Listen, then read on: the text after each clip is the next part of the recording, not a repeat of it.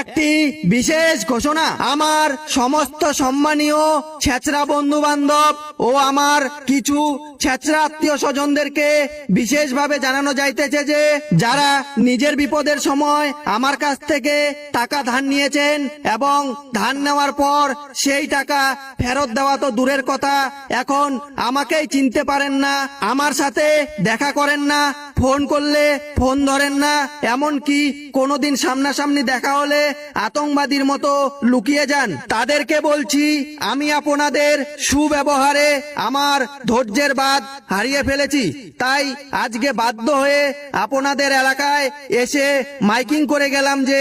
আগামী মাসের 9 তারিখ আপনাদের জন্য একটি হালখাতার ব্যবস্থা করা হয়েছে। উক্ত হালখাতায় উপস্থিত হয়ে আপনাদের বকেয়া ঋণ পরিশোধ করে যাইবেন। এই হালখাতায় যারা সম্পূর্ণ টাকা